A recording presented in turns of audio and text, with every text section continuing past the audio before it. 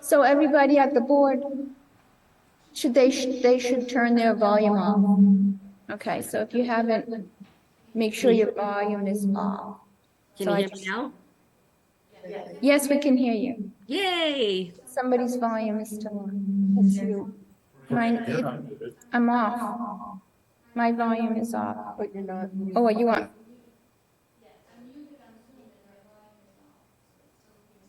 Can you hear me? I can't hear you until I think she does it through the, so I can't hear you guys anymore.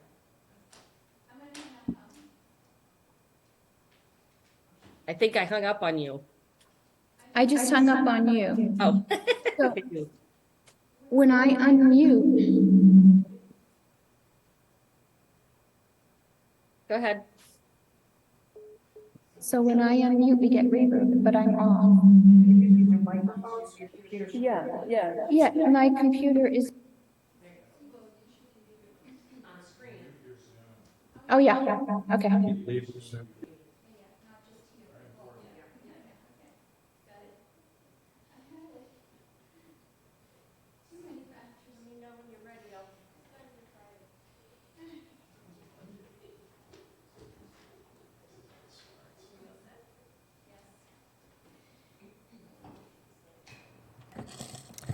Good evening. It is Monday, November 6th. Recording in 20 progress.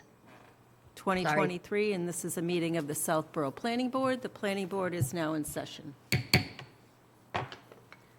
First item on the agenda is MBTA Communities update on the workshops. Who's running with this one? I guess I can. I'm trying to open my file here. So I do have, I'm going to share, I'm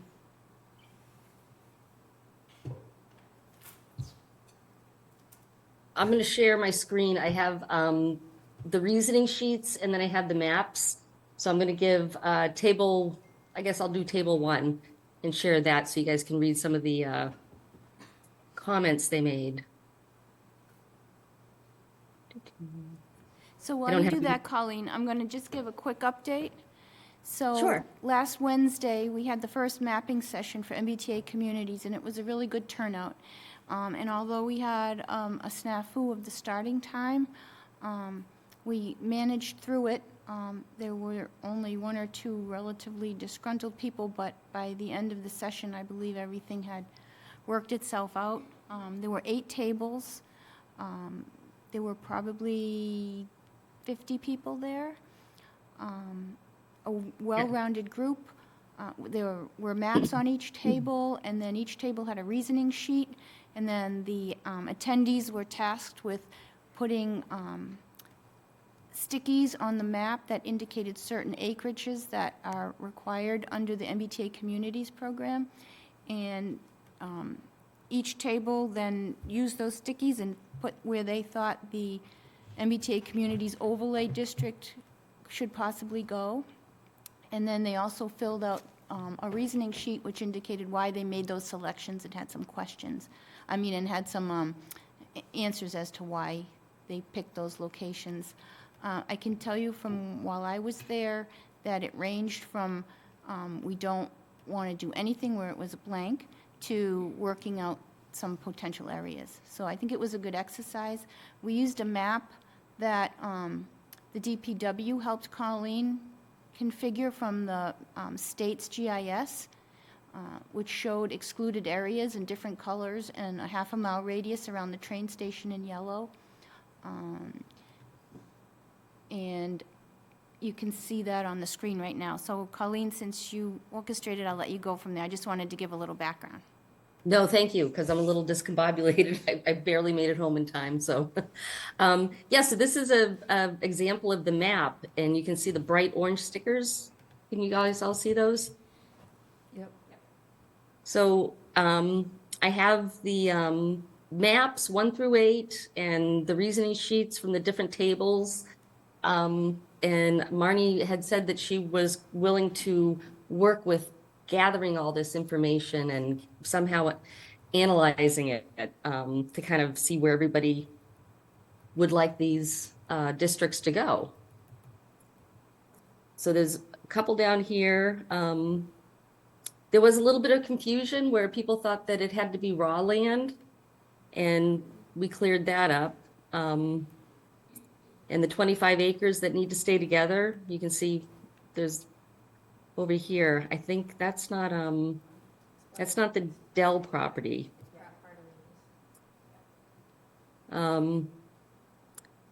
Yeah, so I had a lot of really good responses from it. They, good. People thought it was a great idea. People were engaged. I have one table that didn't mark up a map at all, and the reasoning was behind it was they just didn't agree with it. So we have that as well. What about Jesse? Jesse did a great job. Thanks, Colleen. I thought the evening went very well. It was certainly well attended. I want to say, if I had off the top of my head, I think there was about 100 people there. And Yeah, on and off, I think you're about right. There was definitely more than 50. I thought that the participation was really, really constructive, and I would expect that we're going to have a lot of good information on which to, basically devise at least one map. One suggestion that came up that night that I think the board may want to not necessarily discuss tonight, but at least start thinking about is potentially having more than one map for, at least for the public hearings, if not to actually, have ready for town meeting. And the reason for that is there's such a wide spectrum of opinion on whether or not to proceed, or if we do proceed, how to proceed, whether, to what extent do we, quote unquote, comply with the state? And to what extent are we going to, take the approach of doing the bare minimum, or, how much do we want to actually follow the spirit of the state's intent? So, very productive stuff, and it certainly gave me a lot to think about. Me too. There was things that I hadn't heard before. And there was the three women that did each their own sheet, had all different reasonings. Let me pull up we can look at this all together at another time, but I just wanted to show you, for instance, what we got out of it, broad data. So just where do we go from here, I guess is the question. Is that you, Marty? Well, we obviously have the second workshop. I think we have to just coordinate the information in some way that can be consolidated and reviewed. So my thinking right now is just basically trying to put a spreadsheet together that looks at the input, the rationale, and then be able to kind of a lot of this is qualitative, and when I mean qualitative, it means it's small groups of people, so it's not statistically significant. There is something that I think we should think about, as to your point, Jesse, not for discussion tonight, but I think that because there is such a spectrum of opinion out there and on the land that we would potentially put forward, we should have some maybe quantitative, maybe like a survey that we would put out potentially to be able to get some sort of statistical significance around those who could participate in the survey to try and drive a decision, because I think it's going to be really challenging considering just the 8 tables that we had and the wide variety of opinion that the 8 tables, and we'll have potentially 8, maybe more tables this week. And so it's really trying to figure out how to optimize. And I think we as planning board members listening to, the people that we represent, I think need to have a really good perspective to be able to bring forward something to the bylaw. So I think why don't we start to crunch numbers, basically begin to put this into some sort of spreadsheet. And I told Colleen I would help do that, at least some way that we might be able to look at the data in a way that makes sense. So as far as though the map aspect of it, like, were you going to actually name the streets in the spreadsheet? Is that how that was? Because in my mind, it was going to be like, we would have like a map that had almost like a heat map or a shaded, which were the most popular type of. Yeah, I think we have to get down to that level of detail. Can I ask a question, too? Sorry, Marnie. So as we think forward to Wednesdays, how do we, if we're going to do statistical analysis, how are we going to track, or how are we going to know if the same people come back and put the same proposal forward again? Sorry, go ahead. So I would consider what these mapping sessions are qualitative. So it's okay if people come back, to be honest, and then they submit. It will give us a landscape of choices. And I think the survey is something that we would then, I think we have to distill the choices and then be able to define what are the ones that we think are probably most feasible and why, and then maybe put out different optionality in that survey. That's where I would hope that we would be able to gain the statistical significance. I can certainly start that. You know what I can do is start condensing it onto one map, and maybe something will show up as a more often picked location than another.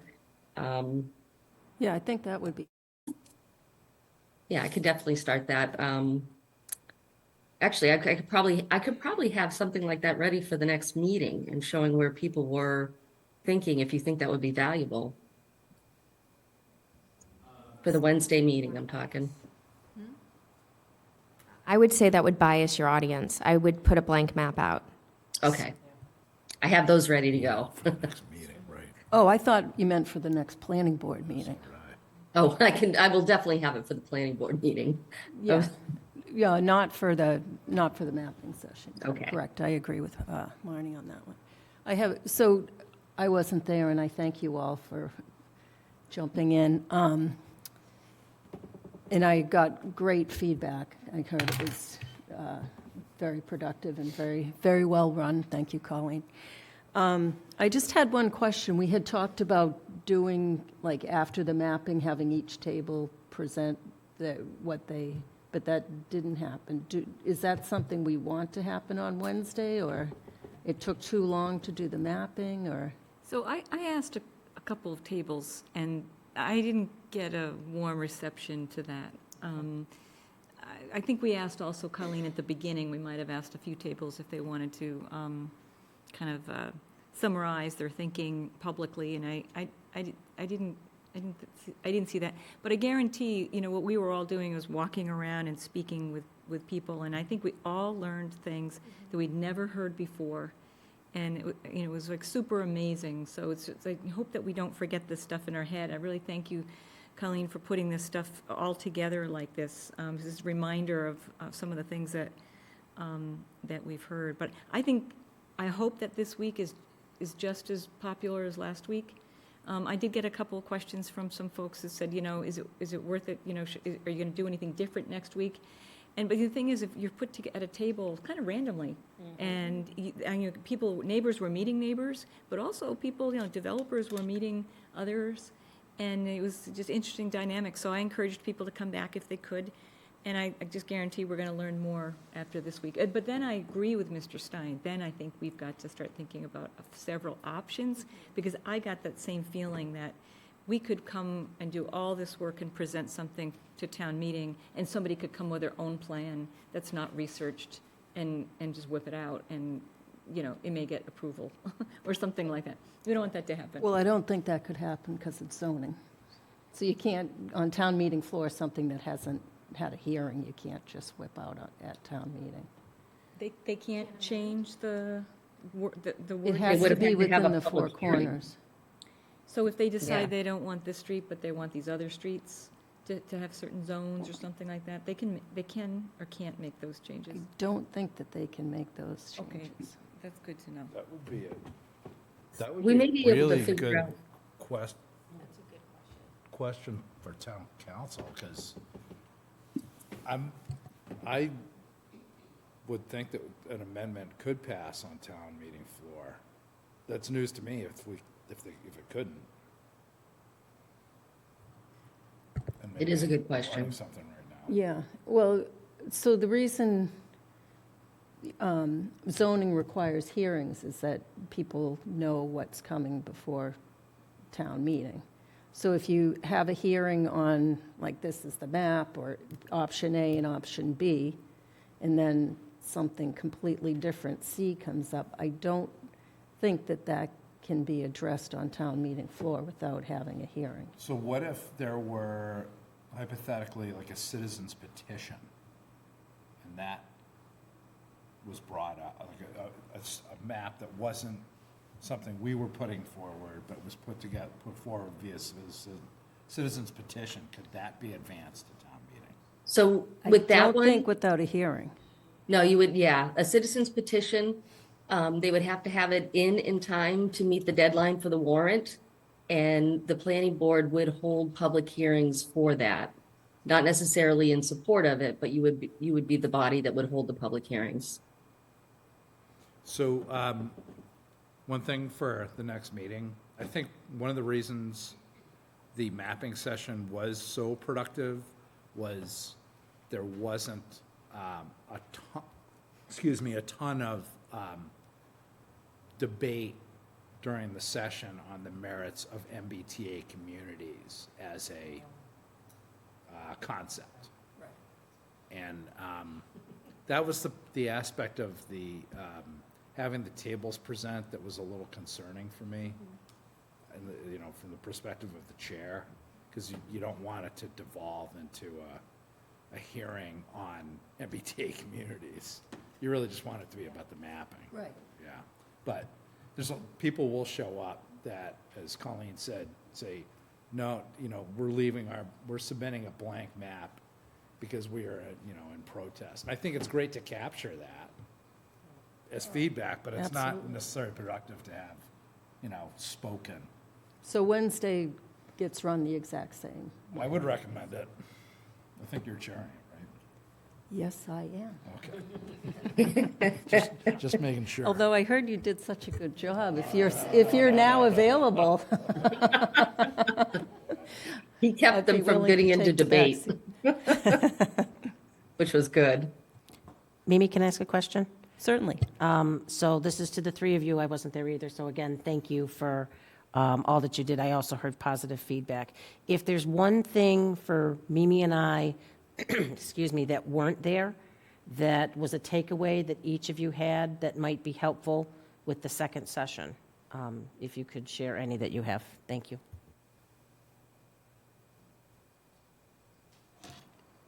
One takeaway was it was initiated by the table that I first was introduced to before we actually kicked off the workshop. And that is, and maybe it's changing the rationale sheet just to tweak, Colleen, Yeah. to add, maybe there's a first thing that says, that gives an open question about, will you participate in this workshopping? And it comes back to the blank map, because I think that table felt there was nothing on that sheet that they could answer that says we're protesting this. We don't believe in this law, which I think they should have a voice. And so to be able to give them that voice. And so we started the session saying, you're invited to have that choice. But the purpose for this is a mapping workshop. So we're going to focus on the mapping, and so allow those people to have their say. That would be my one takeaway. I think that maybe I could have done a better job for framing it from the beginning that way. Fortunately, Marnie, spoke up and, laid that out there. But maybe if I could redo it as chair, I might say from the outset, we're really not here to talk about MBTA communities. We're here to say make the assumption we're going to be in compliance and map accordingly and really frame it maybe a little better. Yeah, I mean, you did a nice job framing it. I think you gave the person who was speaking an opportunity to get a few things off their chest, and I think that was fine. We might encounter some of that at this next meeting because we've received some emails, some people who are in protest, and so maybe just to think about if somebody does try to speak up, how will we politely deliver that message, Jesse, that, this is a mapping exercise. And, I think the other thing is, there might be still some confusion that the planning board isn't trying to meet the obligation. Not that we've shown that in any way, but because we continue to get letters saying, let's fight this from town officials, I think that maybe at some point, probably more toward the hearing, not on Wednesday, but that we should make it really clear that, we're doing everything we can to meet the letter of the law. This is our obligation as an elected planning board. And I don't know how, that relates to Wednesday, I suppose, but I'm a little bit disturbed that we continue to get letters from town officials that give us suggestions on how to push back. I can understand it completely from a member of, the mapping exercise, but from a town official, I think we should make it clear that that's not our intent. Well, on the flip side, just playing, the other side of that for a second, theoretically, any of us could, during the course of the public hearings, come out and say, this is not the way I envisioned this, or I've changed my mind, or we could say this map, the direction we're going in from the mapping isn't going to work for me. So really, actually, any of us could take the position at any time that we no longer wish to be in compliance, and we want to roll the dice. So I personally, I don't feel that way right this second, but I can see why people in the public are viewing this as something the planning board is, going forward with, and therefore we may be, susceptible to hearing, a point of complete opposition.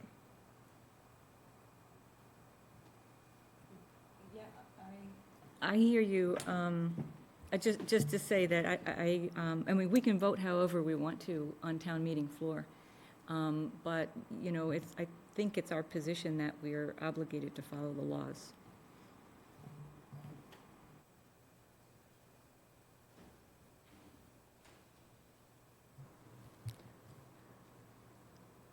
I think that we can go in two tracks at the same time and keep an eye on what's going on with other towns and what's going on with any different lawsuits. And right now, I feel as if we don't have a choice, that we can either try and comply or we'll get something forced upon us, which I think is not a good situation.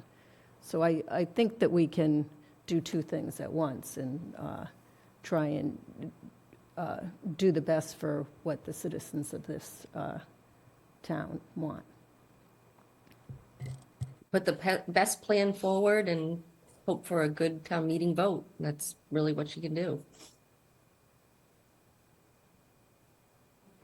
Can I just add, in the interim, when town officials are speaking, maybe ask them what capacity they're speaking in. Is there a differentiation there? In other words, if a select board member attends, are they there as a resident or as a select board member? It might make a difference because individuals can speak for themselves, but they can't represent their boards unless the board has a consensus. So if they're there, it might not mean their board feels that way. Yeah, I think that there were two, off the top of my head, I'm recalling two select board members being present, but they didn't speak or deliberate. They didn't have a quorum. Right, So, yeah. But sometimes the perception is if they're, yeah, I don't think that they had any intention of speaking. I don't think so.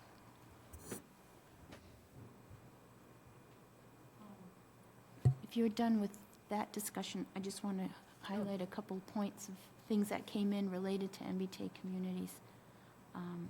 So I reached out to Matthew Probst, the chair of the MTC, to see if there was still time. And so if we have some questions that we want to bring forth for that survey, now's the opportunity. Colleen and I were talking today, and one of the questions we thought should be, do you want to see mixed use as a component?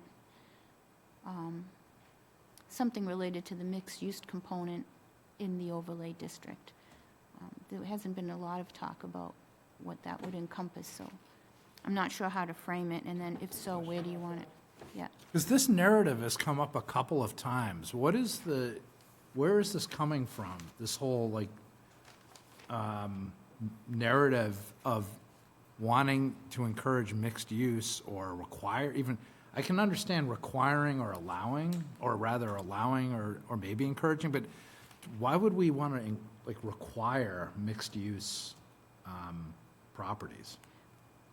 Well, I think that the reason it's brought up is because the new guidelines in August enabled municipalities to require mixed use. Previous to that, they could not. Could be allowed, but it couldn't be a requirement. Okay. And as for requiring, perhaps in some areas like maybe Route 9, where we have very little business-zoned property, that you wouldn't want to completely turn it into residential and have some capacity for commercial in your residential buildings. Plus, depending on how isolated the location is, some mixed use is advantageous for the people who live there. In other words, if you don't have sidewalks as rampant as you'd like to get to certain places, certain mixed use components would lend itself to advantage. Like if you had a small convenience store, we all enjoy that, and when we have a convenience store down the street to buy milk or whatever, those kinds of things, instead of having to get in your car and drive, it might be right there. Right, but what if we end up having a developer who has a mixed-use property with a vacant commercial unit when they would have preferred to have put in residential? Like, I think it's okay to let them do mixed use if they think it's gonna be advantageous for economically, but And I'm still not getting the whole requiring thing. yeah, because the summary here that I had read from MAPC was that communities can allow some mandatory mixed-use areas, so there could be visioning discussions about where they would like to see mixed use. This is useful with discussions around a town center and shaping what they want their future to look like. So if the overlay was maybe in the downtown district, an overlay on top of that district, or something like, now, I'm not saying that that's not, a space that somebody says, but I'm saying, there was, the whole idea for that was because there wanted to be some mixed use down there, so. Yeah, amenities, really, things that are incidental to residential uses. Right. But to Jesse's point, it often doesn't work. It's, yeah. Oh, the distinction of a requirement versus Allow it. allowed, yeah. Which is why we came up with the question, because nobody's really brought it up, and we haven't asked, I don't believe, so. Good question to ask. Yeah, so, that was one of the questions. I got information that, from Marguerite, she dropped off an article about Grafton had just passed, MBTA overlay districts themselves, and I think they came through with, 5 different locations as well, and they had named and such, so it might be a good source to look, because it did pass at their recent town meeting. Yeah. And then, Colleen, you can probably elaborate on this, but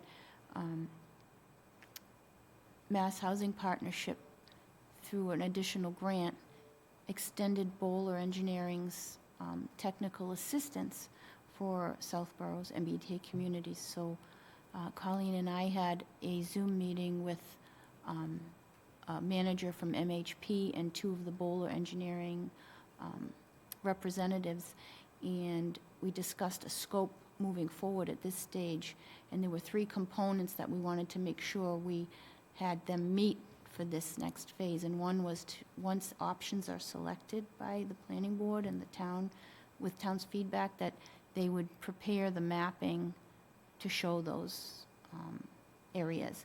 Number 2, that they would run a test compliance model through the system on their own with us before it goes to the state, to make sure that we'd be in compliance, to see, if there's any issues with it. And then number 3 would be to advance the bylaw language for the overlay districts. And I believe they assured us that those tasks were in their capabilities to do. So those are the 3 main things we wanted to make sure. Can I just ask a question, or maybe inclusion, maybe not for tonight? I don't want to spend much more time on this, but in something like an open land, are we able, from a technical bylaw perspective, able to, let's just say there was 40 acres somewhere and it was designated MBTA community. In this law, are we able to designate a phasing? No. We did ask that exact question, thinking of the Dell property, and we were told, no, you cannot phase it.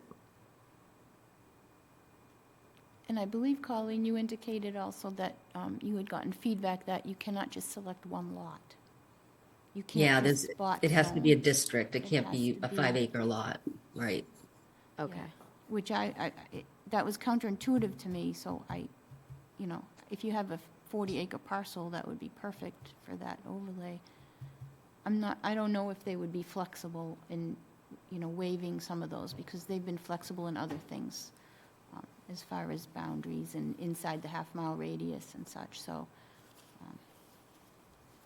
it's up to who's approving the compliance model. So I am planning to attend the Wednesday 12 to 1:30 MBTA community meeting, and I don't know if there is going to be question and answer, but I'm probably going to make a comment that I think it would only be fair for the towns to be able to provide very clear rules around how to develop the product, the property, if it is a large property that's completely unpurposed right now.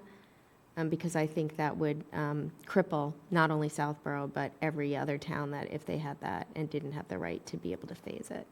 I think that's not really smart. But I could go on.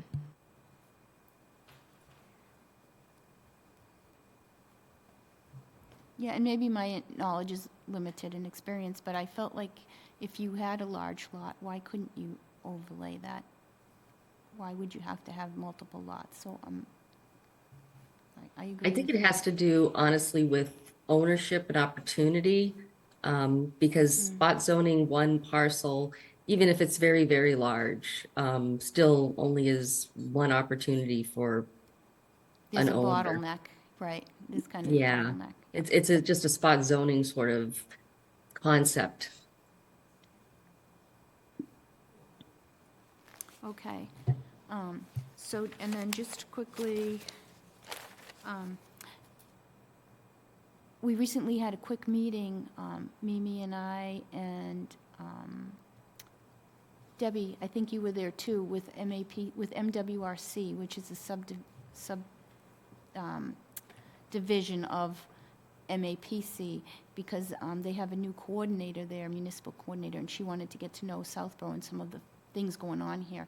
So one of the things we did talk about was MBTA very briefly, but then afterwards in an email, she mentioned how she gave us an example of another town and excluded area map.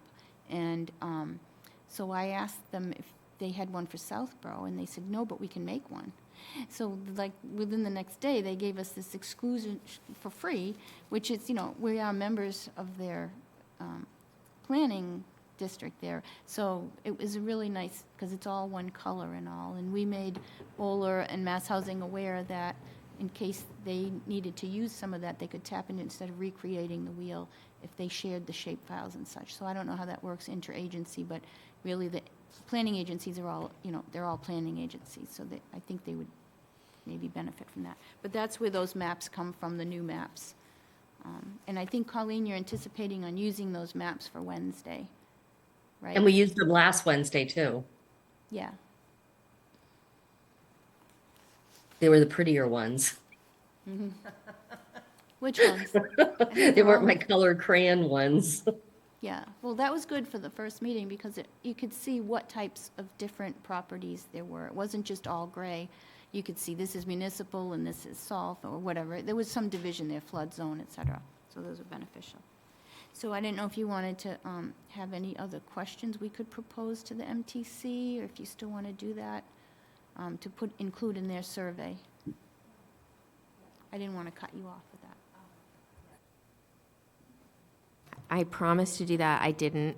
So I will work on those and then submit them. I think that it would be really helpful for us to put a quick little paragraph about the MBTA Community Act in form, then ask open-ended questions. Not open-ended, they want the closed-ended probe. So maybe like are you aware that Southborough is one of the 177 communities that is required to comply with this law or risk losing grants and blah, blah, blah, blah. Yes or no? So I think that would be a good benchmark, and then I think we could add a couple other questions specific to what we would need to know just from a pure awareness perspective. Yeah. Like varies, well, we could add a mixed-use question. I think we could define it. You have to define what it is so people know what that means, and then ask, the question that you asked. But I think if we do it in a succession of questions, I think we can kind of develop awareness, ask questions, provide more information, ask questions, and then close out in the 5 questions that were granted. And Marty, just so that you're aware, I did talk with Matt, and he said that he can really frame a question anyway, multiple answer, Oh, great. open-ended, he doesn't care for, but we could have choices they could pick from. Perfect. So he was really wide open. Great. Thank you, Colleen. Thanks for your patience with me. Thank you, Marnie. Thank you for your help. Anything else on this one? And just so you know, that clock is wrong. Yeah, They I didn't pointed that out fall earlier back. today. So the next item on the agenda is the 2024 meeting schedule. Let's get it up there. Has everyone had a chance to go through it? Any comments or changes or? Lisa? Thank you. So I just have one conflict. June 10th, that's the week that I go away during the summer. But obviously, the planning boards could still meet, but I will be away that week.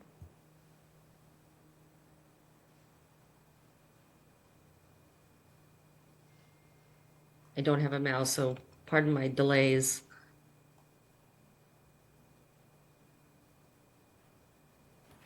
We could go to June 17th, right, Colleen? Let's see. If you look on the second page of your handout, it's in the packet too, I think. If Oh, not, good, the whole calendar. there's a calendar there. And the green circles are the proposed meetings. And then we try to avoid school vacations, holidays, Super Bowl. significant events. Yes, there's only one meeting in June. Would anyone have an issue with the 17th? That works, okay.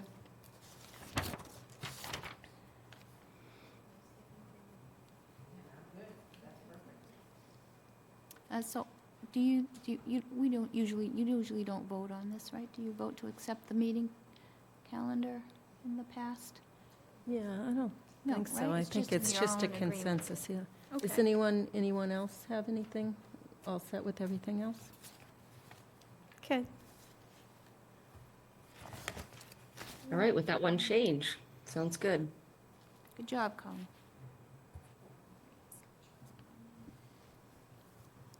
The next item on the agenda is a discussion item, 21 Highland Street Future Use Committee update.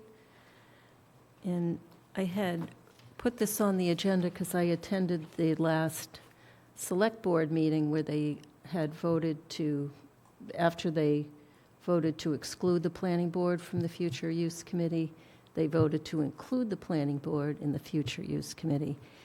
But then I received a call last week from the select board chair saying that they have a possible offer on that building, and the prospective buyer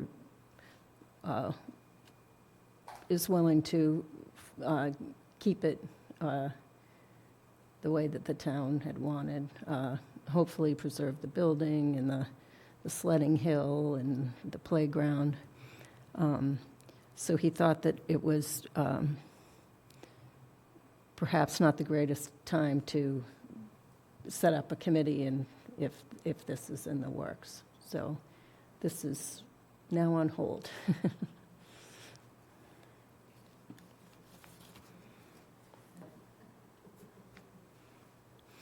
Any comment or question on that?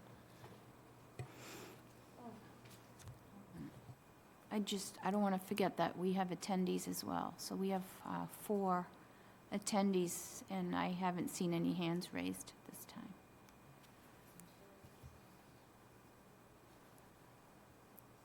Yes, 2 in person.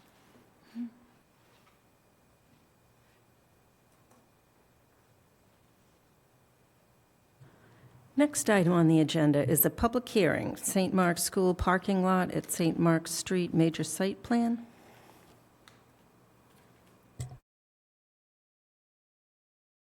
St. Mark's is currently with Conservation Commission addressing some drainage review comments from the peer review, and they may have to rework some of their plans, so they asked to be continued tonight without testimony to the next meeting, anticipating they'll be submitting revised plans this week sometime. So we have an extension request that was already requested and approved, voted on and filed with the town clerk. That brings us through December 1st. So we have another meeting before we need another extension. So this would be continued to the November 27th meeting. I'm good, thank you. Do we need to extend the decision due date too, or? No, that's part of that extension request. And also, I want to point out that we did receive follow-up review comments from Fuss and O'Neill. But when I looked through them and also got a copy of the ones that went to Conservation, is when we recognized it, and then that we asked them, you know, are you ready? And they said, no, we'd like to not come in tonight until we're ready. I did follow up an email with Town Administrator Mark Purple, so he's aware, because I know he's been on occasion asking what the status of that project is. So we sent him a quick email letting him know that they were revising their plans. Okay, so I just need to make the motion that we continue the public hearing for St. Mark's School parking lot at St. Mark's Street, major site plan, to November 27th, 2023 at 7 o'clock. Second. I have a motion and a second. Any discussion? Seeing none, all in favor. Latrell, yes? Stein, yes? Houlihan, yes? Demiria, yes? Brascio, yes. Next item, discussion, public shade tree policy update. So at our last meeting, we had discussed, the select board had proposed some changes to the tree policy. Lisa and I met with Sam and Al and renegotiated those changes. And then they were brought to the October 24th select board meeting, and they further amended the policy and then voted to accept it. And the changes were, under 5A, we had that unless a tree poses an imminent hazard, it shall not be cut, trimmed, or removed, only in the late fall. And they changed that to trimming, so they can cut and remove trees anytime. The next change was 6B, under tree replacement. And it was,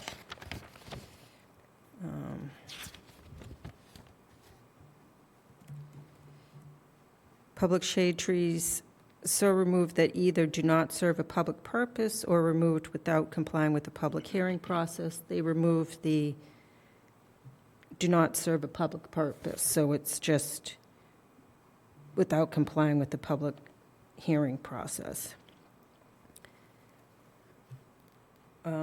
So trees that don't serve a public purpose, say if someone's putting in a house and wants a curb cut and there's a 300-year-old oak tree, they can take it down and replace it with a 3-inch caliper tree, where we tried to mitigate that with the does not serve a public purpose. So maybe that's something we can revisit, but that was what was voted on. And then the last thing was, it had been all replacement trees shall be straight native species. It's now shall be a species recommended in the town's June 30, 2019 Southborough street tree guidelines with a preference for native species. All replacement trees shall be species recommended in the town's June 13, 2019 Southborough street tree guidelines with a preference for native species and deemed advisable by the tree warden designate. So that's 6C, right, 6C, Yeah. Yes. 6C. So any comments or questions? If I may. I certainly have a concern with 6B, and for the example specifically that you just used. I know that they've approved it, but I think it would benefit the select board to know how strongly planning board feels about having that changed and that taken out. I mean, at the end of the day, we all worked very hard to try to come up with a policy that we could all live with. To me, this is a big deal, and it wouldn't serve the public in any way if planning board had to come up with a policy that at least on scenic roads, we were offering a level of protection that they're not. So my suggestion would be to write them a letter, letting them know how strongly we feel about that, and see if they would amend it sooner rather than later. Thank you. Anyone else? Ms. Houlihan. Thank you. So I would definitely support that. I think that makes a lot of sense, seeing that what you just described was not a hypothetical. So that's a little concerning. And I just want to say thank you again, Mimi and Lisa, for being the advocates with Select Board to kind of make the compromises and collaborate with them to get as close as possible. Obviously, they made some adjustments here, and that's good, but I would agree that I think removing that phrase might, particularly where this particular area talks about scenic roads, and again, your point is it shouldn't just be scenic roads that are protected. We're a tree city. We have, voted to comply with Mass General Law, which is protecting public shade trees.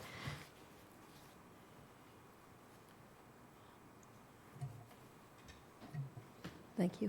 Anyone else? So we all in agreement to write a letter? Okay. I'll work on that and send it to you for edits. Okay, unless I get to it first, then I'll send it to Okay. you for edits. Okay.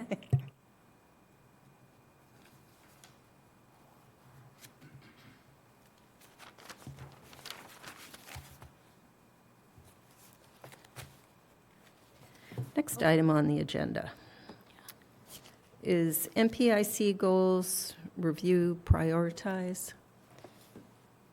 Is this you, Mr. Maria? Yeah, I can start us off. This is sort of an ongoing thread where the Master Plan Implementation Committee had wanted to reach out to the Planning Board to see if they had any priorities that they wanted to put forward meeting up with the select board in a joint meeting before the budget season begins. And I have to just apologize to the board. I think last meeting I was kind of tired and maybe didn't describe it as really very well. And I know Mr. Stivers came in and he also described, I think, what the intent was. But I will say that it fostered some really nice communication. I heard some very interesting things from this board, and it did bring it back to MPIC. So I wanted to just update you to let you know that we're doing a couple of things. We're looking at the information we will be looking at the information that is being gathered right now for the final report for the planning board. So the planning board has recommended that we provide the report instead of quarterly, but twice yearly. So we're set to deliver a report to you in December. And a couple of the members have taken the task of going back and looking to see, like, how can we improve the type of report that we're giving to planning board. And also taking to heart, the questionnaire that has been drafted. We're not intending to make any changes to it, but there is a non-leading question that will, as we reach out to our boards and committees, we'll make sure that we kind of hit that question. And that question has to do with, is there any reason, any difficulty or challenges that you're having, that you might be facing right now, that you won't be able to meet your goals, or you find that it's challenging and you, made that kind of thing. And I think it says, for example, maybe need support from another board or funding, I think is what it says. So the MPIC decided to keep the questionnaire as we have it right now. And let's take a look at the data and the information that we get back. I personally want to just say I believe that the intent of meeting jointly was in good faith. I do think, and others have suggested also, it's maybe a little bit too late because maybe their budget season has kicked off and that sort of thing. But it would be interesting to gather some thoughts tonight from this board as to, how to move forward. I want to propose that, before the goal-setting meeting that the select board have each year, that we remind them that there are already goals that the master plan has laid out, and suggest that, more than 90% of their goals should be ones that are already in the master plan. So, just in ideas like that, and I'd like to hear from others as well. So at this point, I'd like to know, is it useful to meet with the select board? I'm kind of equivocal. I don't know how well it would be taken. But I think that we would have a lot more input if we could let select board know that we're very interested to have them choose goals that the town has already put forward in the master plan in July.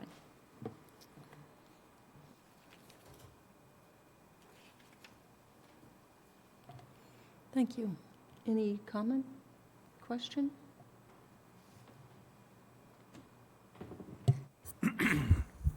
So, understanding it's only practical and pragmatic to look at the budgeting and the timing of implementation relative to what's feasible in the, immediate fiscal year budget discussions. That to me is a reasonable component of the implementation committee. But I just would caution that the committee look at beyond that scope to the entirety of the master plan and make sure that there is at least a thought of how in the future or, in a non-budget scope analysis, what can be done and when. So I think Marnie, and maybe if you want to take it from here, because you were the one that actually, I thought, put it very well, at our last meeting and when this came up, that it makes sense to do look at the entire master plan and say that, well, this might not happen this fiscal year, but this will happen X time and so forth. Yeah, so it's actually just leveraging something that I use with companies, right, in strategic planning processes. So it's a framework, and essentially, I think that's what we talked about, is the vision, and what the master plan is the 10-year vision, right? It's a 10-year vision, so there's a vision, and then there's goals. Goals are usually, 1 to 3 years in time, and then being able to kind of establish, and Deb, you might be more familiar with this than many of the others, is like strategic imperatives. So what does the town need to focus on to be able to achieve that goal for the year? So I think if we can maybe, I'm happy to provide that framework and then have you guys think about it, but I think it's being able to take a broad sweep of the entire thing. It's pretty robust, right? But being able to, and you've already done it in a way that you've said short term, longer term, but maybe being able to frame it out just visually so you could see how that actually stacks up. Because that might just be the first step, to be able to see the visual, how this folds out in just a pictorial way, and then be able to kind of take that first year or short term, however that's defined. If it's short term, it's still defined as 3 years. The select board has to focus on annual goals, right? So I think, can you take the 3-year and define those into annual goals that could align with the select board? And propose that, looking at these, this is how you might be able to line up select board goals, which they're going to definitely, I don't know if 90% can be in master plan, because I think there's other things that happen with select board that they need to manage, but maybe 75% could incorporate the master plan, and then you have that 25% of goals that are definitely, event driven, that are more short-term oriented, that they need to manage, and so that's how I might describe it, and I could certainly spend time sharing that framework with you if you think it would help.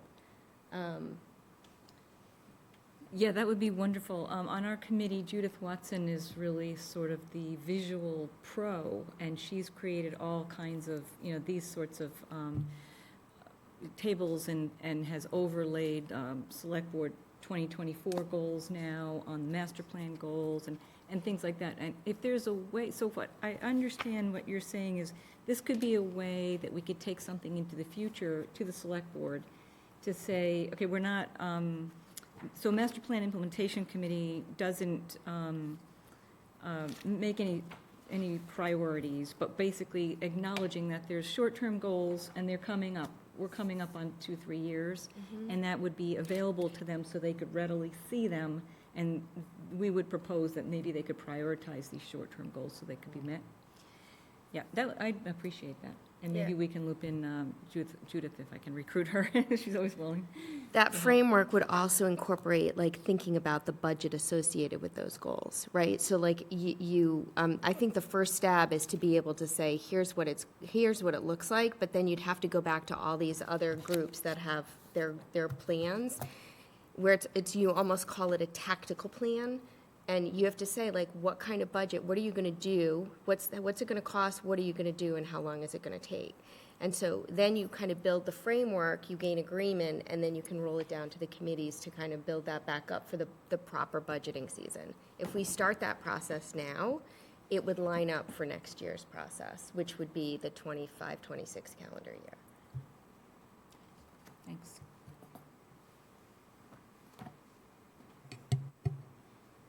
Lisa? So I had thought of something, but actually, Marnie, you have taken it 10 steps further than I did. So I'm just going to remain silent and say thank you.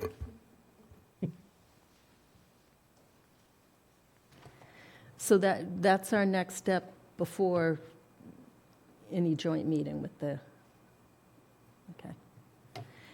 Any comments or questions in the audience? Yes, young man. Tim Woodland Road. I get younger every year.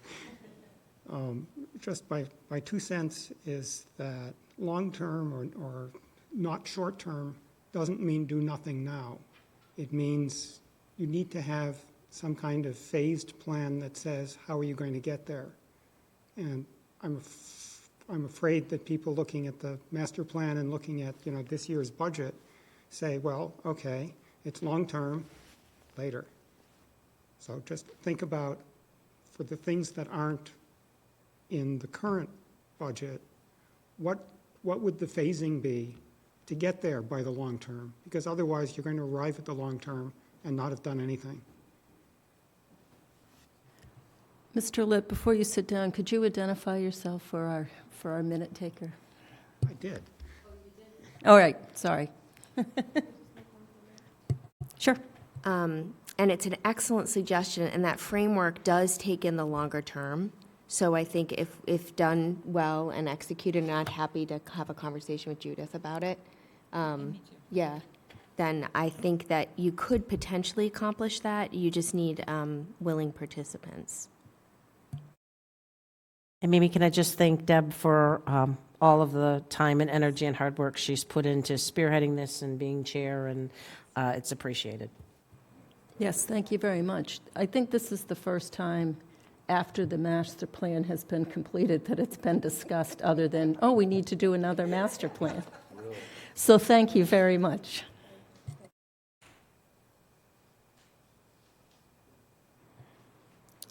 The next item on the agenda, 120-250 Turnpike Road, mass housing eligibility letters, and we also have a comprehensive permit application that came in on 120.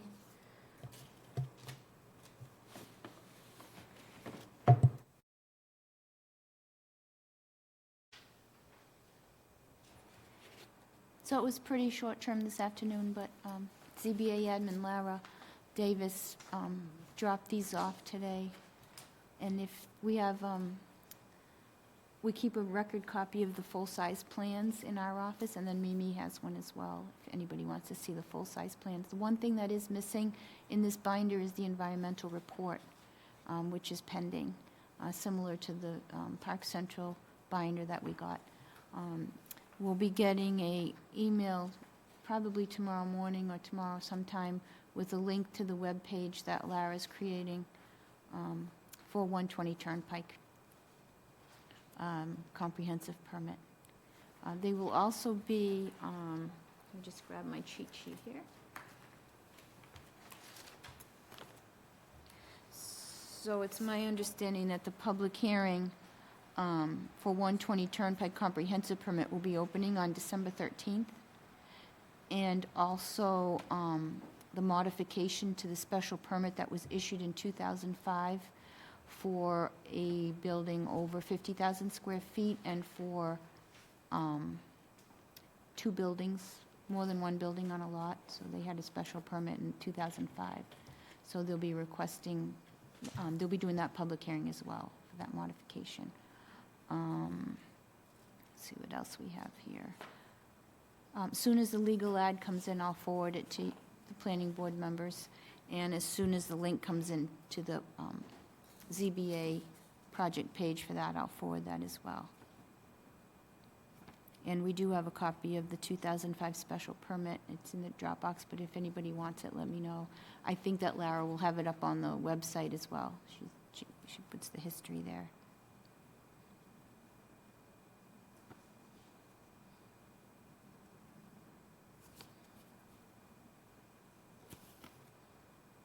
You all set? I am. I was just checking here. One concern that jumped immediately out to me is that there's no subdivision included in this application. And if you remember, there's been a lot of conversation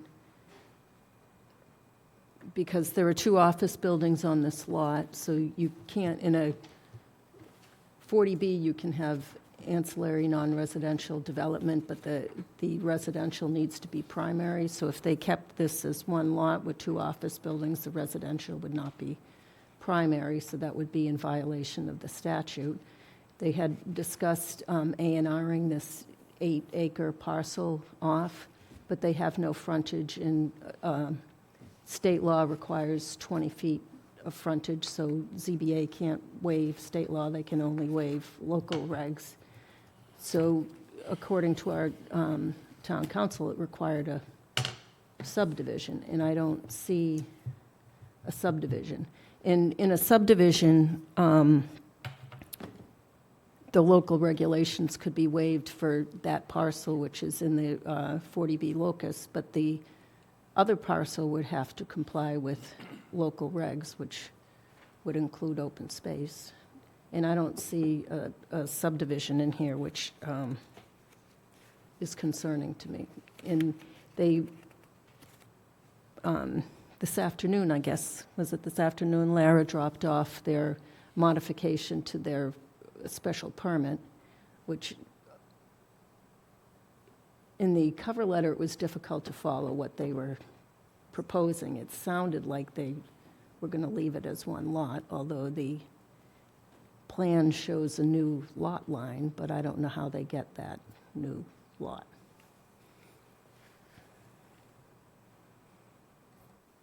Yeah, it's a little confusing. At first glance today, when we looked at it, it appears they're breaking off the triangular portion in the back as an A&R lot, because on the plans it says proposed, or new lot, or proposed lot. You'll see a proposed access easement coming up the side of 118-120 Turnpike, which is the driveway entrance to that existing lot of property for the two office buildings.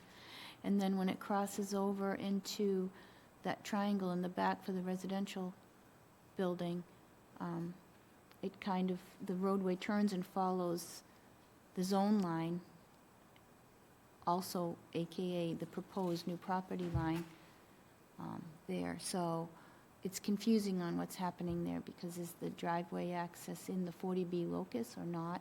Can you do that? I don't know. There's no subdivision. So I guess we'll see. In speaking to Lara today, she is following, submitting everything to town council that she gets in, so that he has everything to review. So he should be following along with them.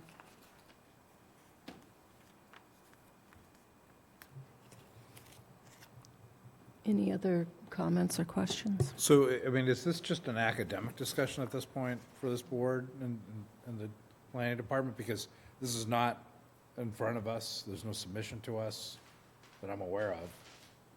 Is there an action that we should be taking?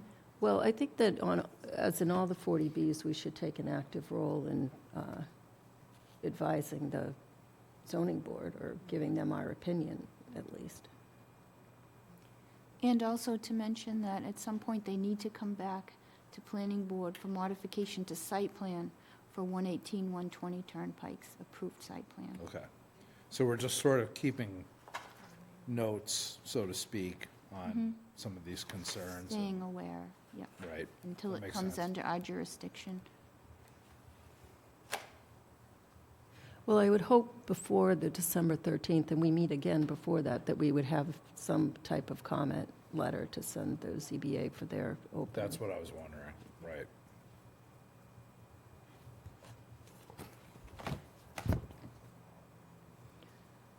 Any other questions or comments? Mr. Maria?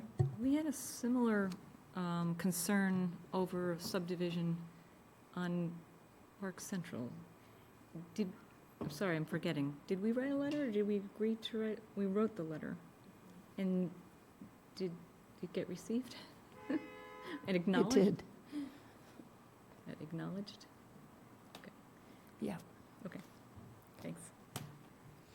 So maybe just a process question is, so the intent is to write a letter with their concerns and comments, work on a draft on the 27th when we meet, or Yeah, to come to the meeting on the 27th with comments? comments or Okay. concerns, so we can get a letter to the ZBA before Okay. they open their meeting. Thank you.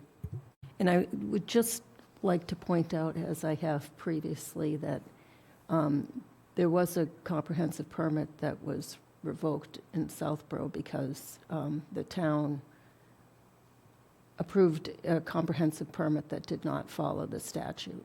So I think we should be very careful and make sure that we're following the law.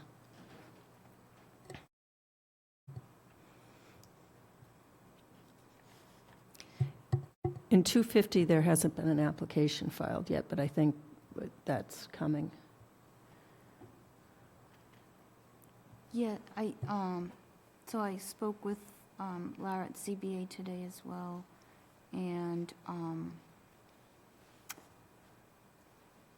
they are going to be submitting a, well, they're at the conservation right now for a contractor building on the property of the storage facility that went through major site plan about a year and a half ago. So they're going to be proposing maybe a 10 or 11 unit contractor yard units, which is a different use from the inside storage facility. And then also 2 uses and 2 buildings on one lot. So it's my understanding that once they're out of conservation, they're going to go to the ZBA for those special permits. And I think they'll be doing those, yeah, that's one special permit. And then lastly, they'll come to the planning board with their proposed contractor yard building for site plan modification or maybe new site plan. So they're coming back before the planning board at some point if they move forward with that contractor's yard building. But that's separate from the 40B. It is separate, yep. Anything else? Any questions? Anyone in the audience that has questions or comments or on Zoom? Let me just make sure I didn't miss anything here. 4 attendees and no hands raised. Okay.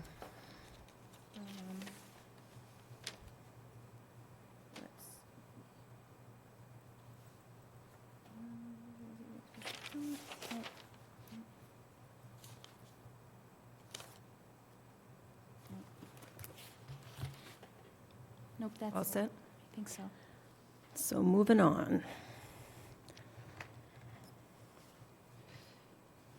The next item on the agenda, residents at Park Central. So in answer to your question, Debbie, yes, we did send a letter.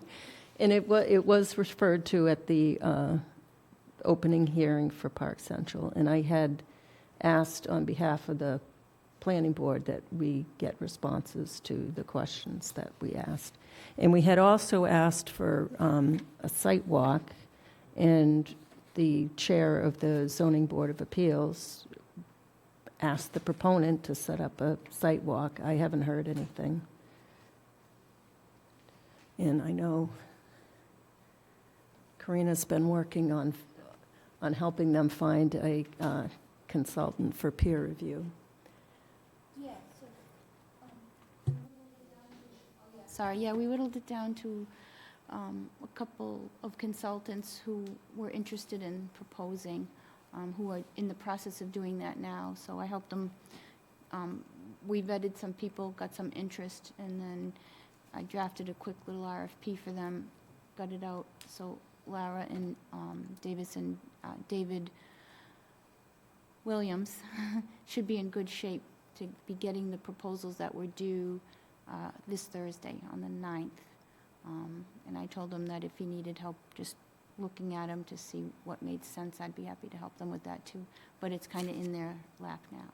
And they really appreciate the help of the planning board, paying attention and giving comment letters. I think that's very helpful to them so that they're aware of the history of some of it and some things that we pick up under site plan that they may not always be privy to. So they're very appreciative. So when's the next Park Central hearing? Is November 29th is the next Park Central. Let me just make sure. And that's on the covenant and traffic, is that what? Yes. Let me just pull my cheat sheet out here. Oh, I don't have it on that. I got it in here. So it was continued to the, I think the 29th is a Wednesday, if I'm not mistaken. Oh, it is. Yeah, yeah, and its focus will be on the covenant, question of the covenant, and what that means for the application, and then the traffic. So Mass DOT had not given them egress onto Route 9 before with the prior 40A combination thing with the, so I'm wondering, this is gonna be substantially fewer units than that plan. So, if I'm not mistaken, because there's no 40A component now. I think there are about 200 units proposed for the 40B component. So Right. you're right, the 40A had additional, yeah, buildings, so yeah, you're right. It's So, less. has Mass DOT changed their position as far as egress onto Route 9? I don't know that. I think that this is a new project, so it would be my guess that it would have to go in front of them again for new review, for access. If they're proposing any access onto Route 9, they have to go to Mass DOT. Right. Yeah. I mean, it's still a tight squeeze right before the 495 on-ramp, so, Yeah.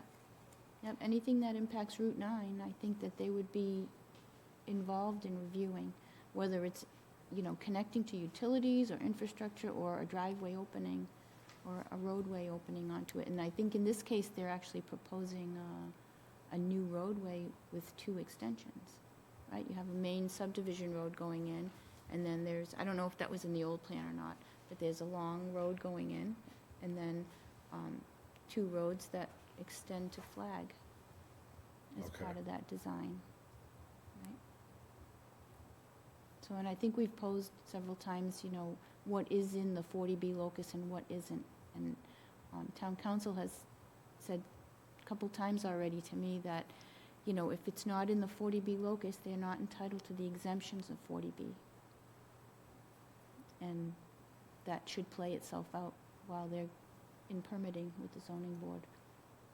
And I think that the planning board had indicated comments in their comment letter about Park Central to them, so they can have that as a reference as well. But it's kind of in their court.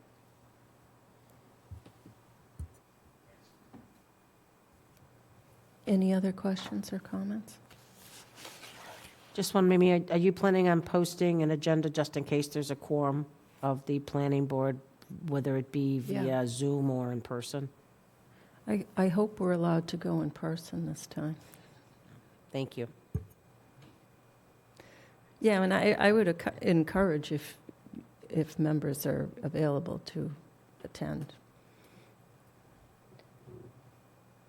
Okay. So for 11:29. Yep. And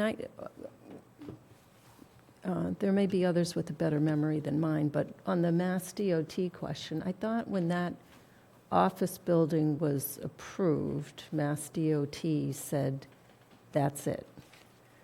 And I don't, so is traffic allowed to, additional traffic allowed to enter Park Central through there, just not exit? Okay.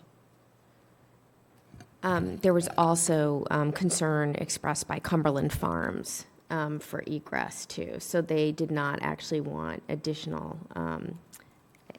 so they were also on the Mass DOT. So Mass DOT had stated that they weren't going to allow egress. Whether that changes, they still have to go back and have the conversation, because at least what the history had said was Select Board had said, we're not really going to do anything unless you can get DOT to agree to egress.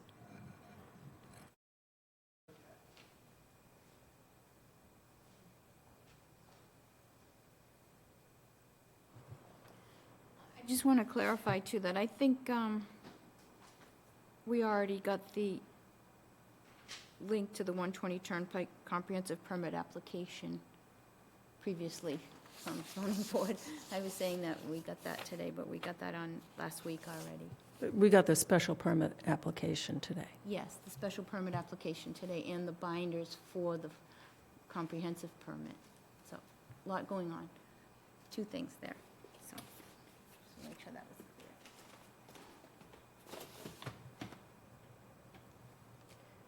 Okay. So do you think we should notify the ZBA that we have not been notified of a site walk, or wait until the next hearing?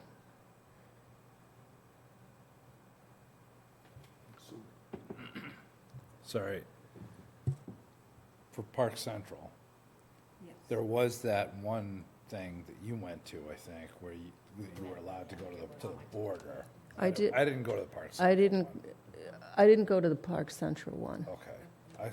But- Somebody from this committee Pa- did. Well, Was yes. it you, Lisa? Oh, you all went, okay. So, And you were allowed to go up to like the line, but not, not on the Walk. site. We stayed on the concrete or the road. It was a parking lot stand, not a site walk. so has the ZBA done something since then? So in our letter, we requested a site walk because we weren't allowed on the site. And the ZBA chair requested from the proponent, and the proponent agreed to set up a site walk because the planning board had requested one. And I we assume haven't the heard ZBA anything. would go to it too, right? Sure, Or anybody, Or- select yeah. board, whoever. yeah, So it just hasn't happened, okay. it just hasn't happened. I don't know if we should make them aware or just bring that to the next hearing, is the question I'm posing to the board. I would agree with you, it makes sense to remind in writing, whatever, via email or something, that we're very much eager to do that. Yeah, I'm thinking an informal, like an email, like, because I think we have a pretty good relationship right now with the chair and Laura Davis, so I think that would be a nice way to just poke. All right, very good. And the applicant had agreed, right? Yes. And it's both Yeah. sides. Yeah. Okay, thank you.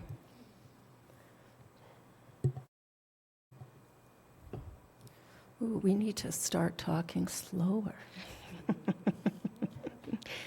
Next item, planners report.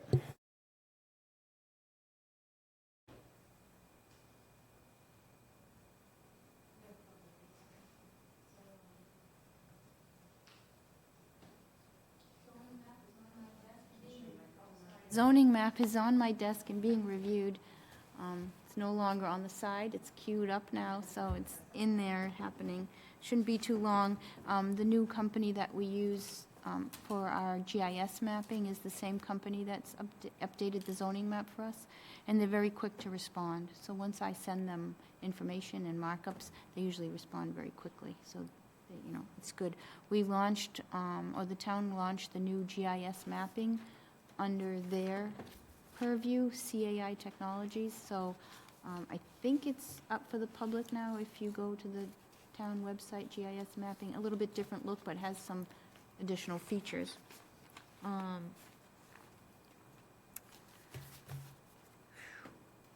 We had on here the topic of unauthorized scenic road tree removals. There was some comments about that, I think you wanted to discuss with the members, some generically. Yeah, so there was a tree on a scenic road that was removed without a hearing, and the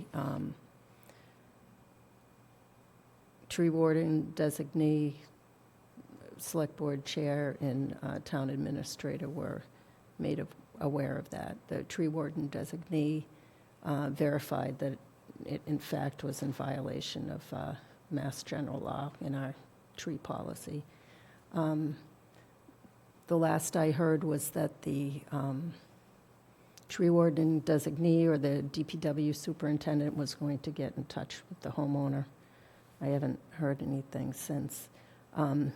What I was going to request, it seems like there is a consolidated hearing coming up at some point to make sure that this gets as part of the agenda, because we're going on 60 days now since that happened. Well, not quite, 45. But Yeah, so just so it doesn't get lost. Speaking of consolidated hearings, can I just ask Karina, have we heard back if the select board is available to come on our meeting on the 27th for the tree hearings? No, so we have received an application. It's not complete yet, so the DPW is working on completing it. I think there's a list of about 32 or 33 trees in a spreadsheet from residents' requests. It's the DPW November 2023 tree removal list. The majority, almost all of them are on scenic roads. I think there's one or two or one that isn't. So I queried a couple things. I wasn't sure which date we were leaning towards. If you want me to press for the Monday, the planning board meeting on the 27th, and have the 28th, their meeting as a backup, or do you just want me to ask if they can attend the 27th? My preference would be, planning board has always gone to the select board meetings, and I think in good spirit, there's no reason that select board couldn't be invited to come here for that hearing. Okay. If the planning board agrees, I'll push for the 27th. And that's all depending on if we get the application complete, and then the tree warden designee runs that in the newspaper and posts the tree. So what I'm waiting for is the complete spreadsheet based upon the new public shade tree removal policy, which included a tree ID number and also a tree assessment form. So I'll follow up with you tomorrow about that form, because the one I have is the one we had a couple months, like last year, and it references another state. So I wanted to make sure that they have the form that they're supposed to have from Massachusetts, based on the new shade tree policy. Okay, so we'll target the 27th ask the select board. And then the second part of this is, typically we require at least 7 hard copies in color when we have, a regular application with maybe 1 or 2 trees, and they have a plan and they show that it's in the driveway that they're proposing. And then we have hard copies for the planning board. With the DPW, in this case, when they compile maybe twice a year their big packet, it includes a lot of information and color photos and such. So I'm extending the question from the DPW if there's any board members who are happy with just the PDF, and then we can reduce the number of copies they have to submit in color. So, Jesse, you're happy with PDF? Are you as well? Okay, got you up there. Marnie, you already said. Lisa, you're good with PDF? All right, and Debbie, PDF. So we will require 1 hard copy for the file record. Actually, I'm going to say 2, because 1 gets filed with the town clerk. So out of the 7, we don't need 5. 1 for planning board and 1 for town clerk filing the public hearing. Okay, excellent. They'll be happy to hear that. It's much less paper. So has Chris already evaluated all these trees? No, I think that it was last week and this week. So the tree policy says that the planning board's supposed to be notified when the arborist intends to go out there, so that the planning board members have an option to go out there and view them with them. So this is all a little fast and new again with everything, with some things changing. So we got the application, and it was missing things based on the shade tree. I met with Bill Cundiff on Friday morning to review the shade tree policy and the application, and he assured me that he would supplement the application. There was a little bit of confusion about the planning board being notified, and I said it doesn't have to be coordinated where the planning board can attend necessarily, because that would be kind of corralling a lot of time, but they should at least be notified of the time. That's what the policy said, and he said that he would let us know. But prior to that, I think Chris Leroy had indicated that the arborist was going out this week to look at stuff, but it wasn't confirmed. This is kind of like hearsay behind him. So I'm waiting for that tree policy process to come through as it's supposed to, and that's what I'm requiring. And the DPW is working with us to do that. It was just a little discombobulated at first because So if the arborist is going out, the planning board should be informed. Yes. So we can attend if we're available at that time. They don't have to coordinate with us, but, No, but you should but be notified. we should, yeah. Yeah, and I let Bill know that, And I'm a little concerned because I'm not an arborist, and it's November, and all the trees look dead now.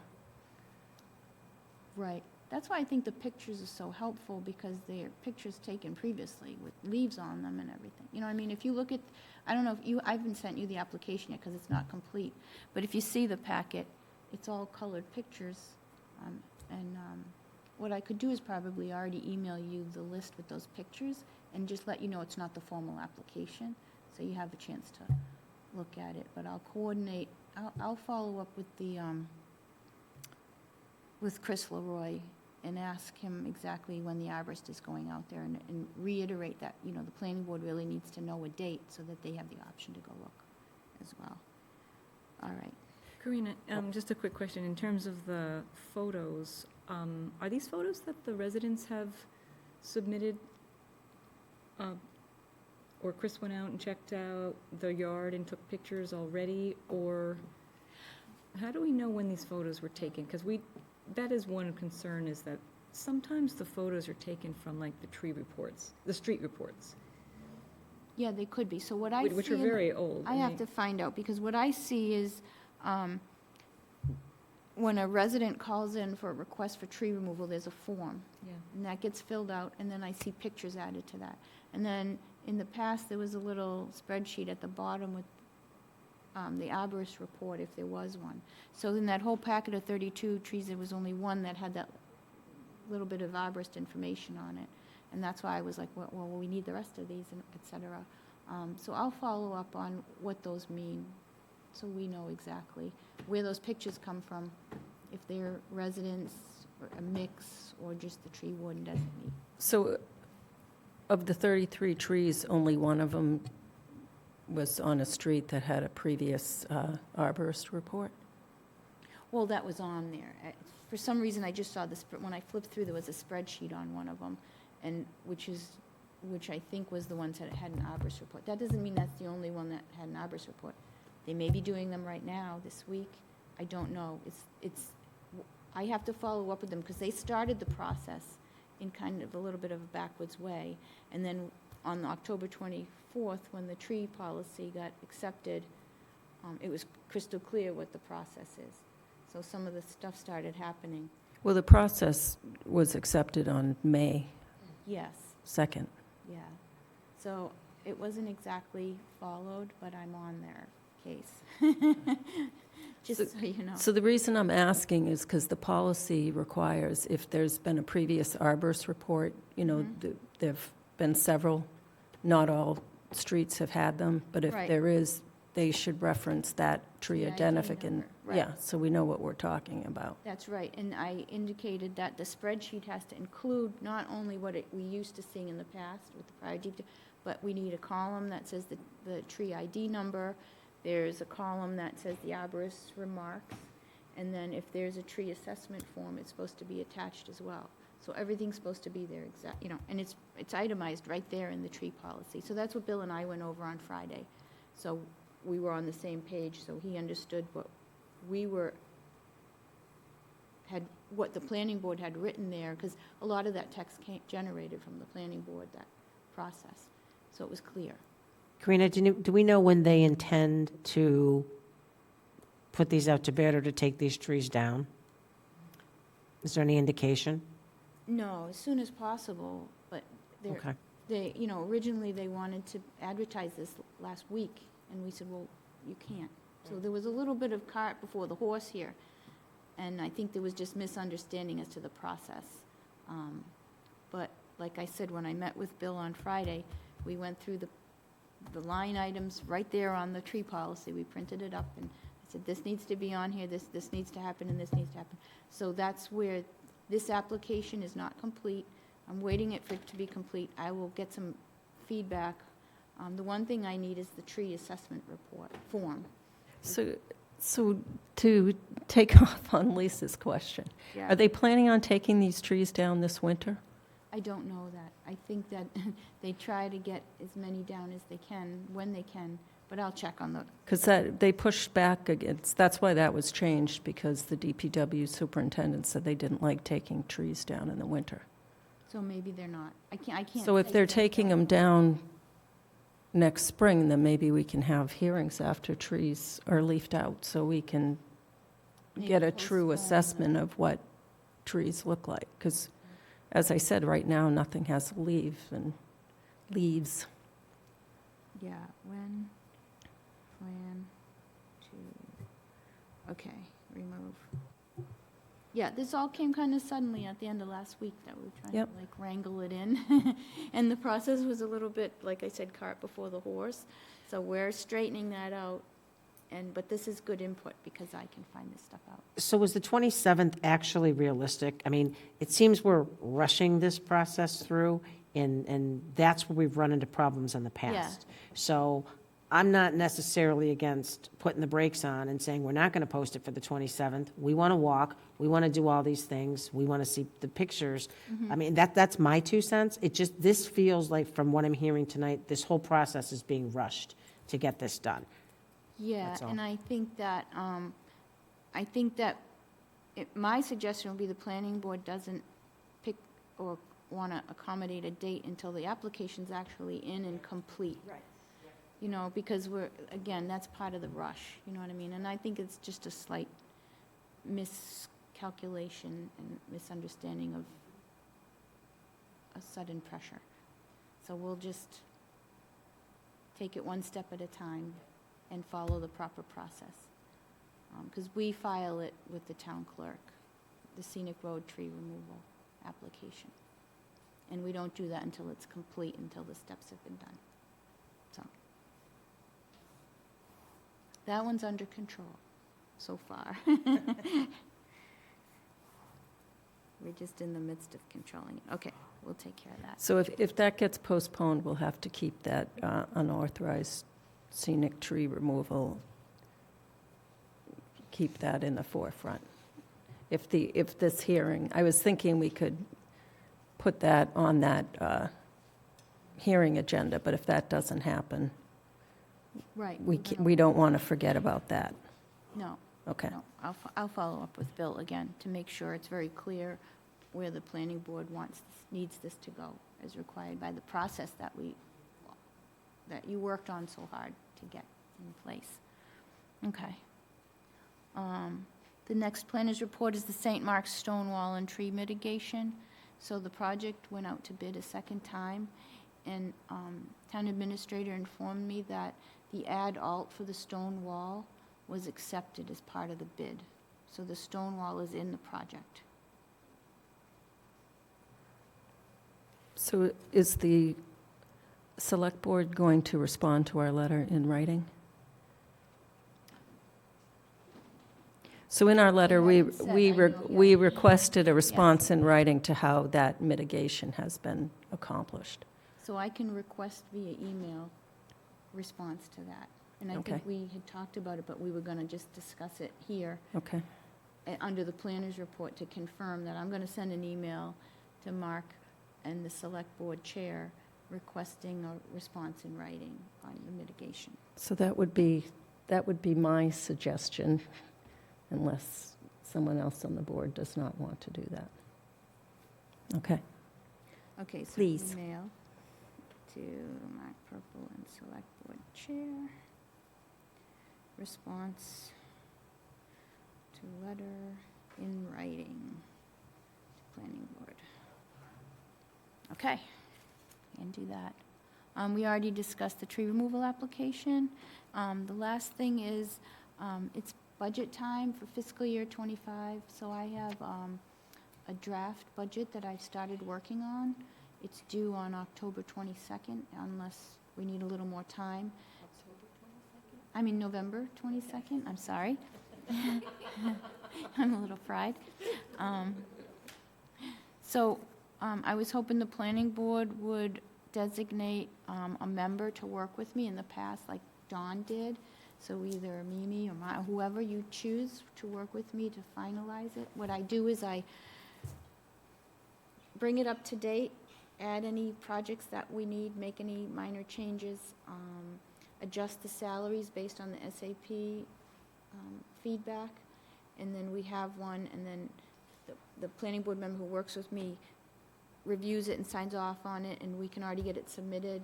And then if we have time and there's another meeting before we bring it before the board for any comments. But we can do that without everybody responding at once. Like, you can each give me your comments if you have them. As long as I've been on the board, it's been the chair.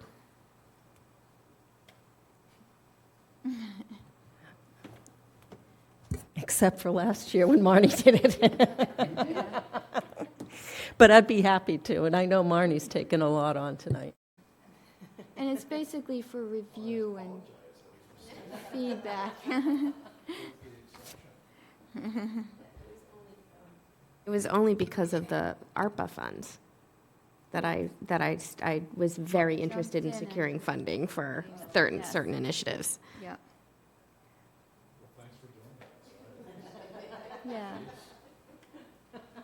But, it's, of course, it's open to anyone, so we just have to get it to a point, and so I'll take it to that. No, I'd be happy to unless somebody else.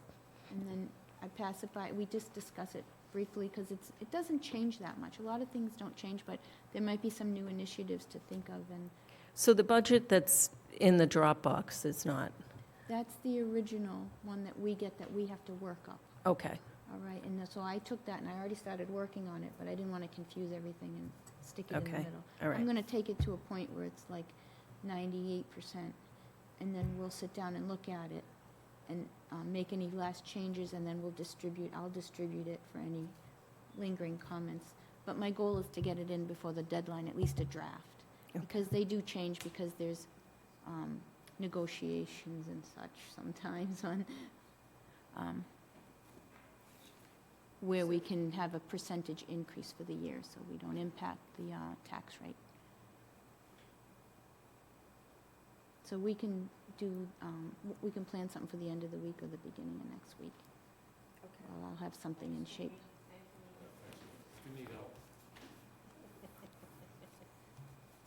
Okay, and then that's it for the planner's report.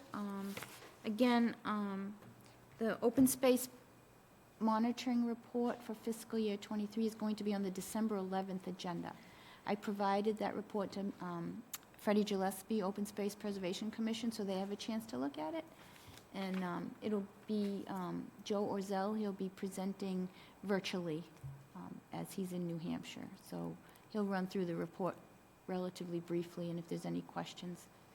If anybody needs a copy of that, let me know. I'll let you know where it is in the Dropbox. And you can take a look at it. It's the same format that you're used to. And then lastly, as far as ARPA funds, we've been using ARPA funds for the MBTA communities regularly for materials we need and printing and mailing. I'm still looking for a consultant to do the deed research database update. So again, if you have any suggestions, I'm going to talk to Freddie some more about that. She may have some. And then Mass Autobahn, I think, had given me a referral to somebody. So I have some leads, but we'll get on that as well. And then we just have two sets of meeting minutes for tonight. I'll make a motion, the planning board approve the October 2nd, 2023 minutes as written. Second? For discussion, I have a couple things. Line 99, Let me get that right here. residents at Park Central 40B had filed a comprehensive permit, I would say, add application with the Zoning Board of Appeals. Yes. Line 131.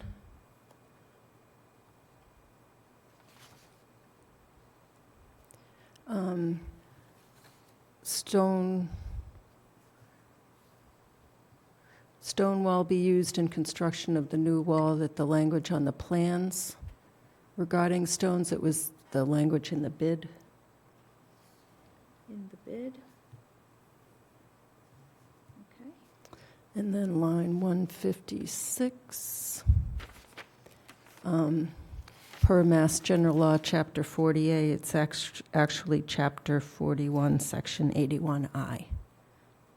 Chapter 41, One. Section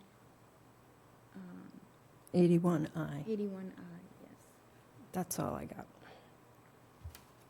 Okay, with changes. I'll just have this here. Anything else?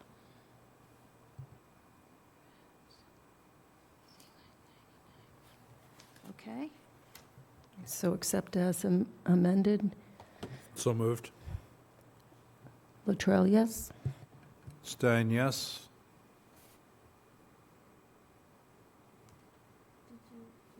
Oh, I was just. For, I believe I was. Oh, I'm sorry. Yeah, I'll change my vote to abstain. just so you know, I think you can vote if you choose to, but you don't have to. I'll abstain. Sorry, I didn't mean to question you, Jesse. Houlihan, yes. Demiria, yes. Brascio, yes. And I was present for part of that meeting, I believe, yeah. It's October 11th. So I'll make the motion that the planning board accept the minutes from the October 11th, 2023 meeting as written. Second. For discussion, I have one, line 92.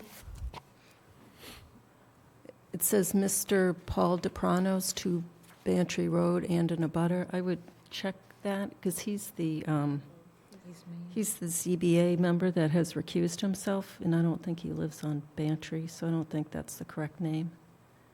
It's either the name or the address? It's whoever lives at 2 Bantry, I don't think is Mr. Paul DePranos. But 2 Bantry is correct. He didn't speak. No, he wasn't there. He's recused himself. It's Howard Oh, Howard Rose? Rose. Oh, okay. Not Mr. DePranos, right. So the address was correct, but the person was wrong. And they may have referred to, so then on line 94, it refers to Mr. DePranos. It should be Rose.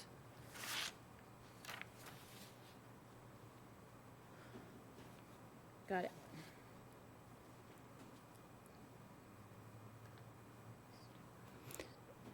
Any other comments? Yeah, I was definitely absent for this whole thing, so I'll abstain.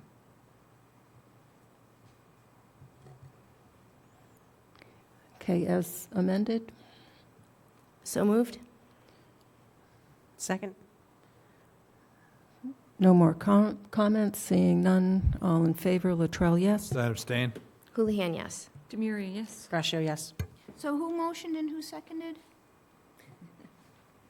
Jesse, did you Marty. motion? You can motion, right? I did make the initial motion, and then Marnie made the motion amended. to amend the minutes.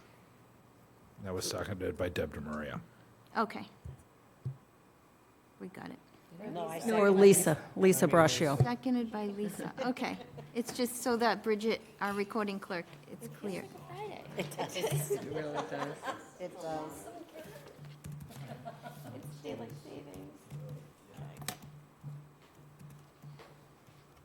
Okay. So we have another mapping session Wednesday night for MBTA communities. I invite everybody to attend at the Senior Center at 6:30.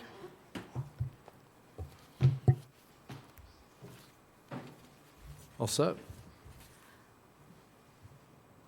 All set? Yes, I think we're good. Okay, motion to adjourn? Second? I have a motion and a second. Any discussion? Seeing none, all in favor. Latrell, yes? Stein, yes? Houlihan, yes. Demiria, yes. Brascio, yes. And it's 8:22.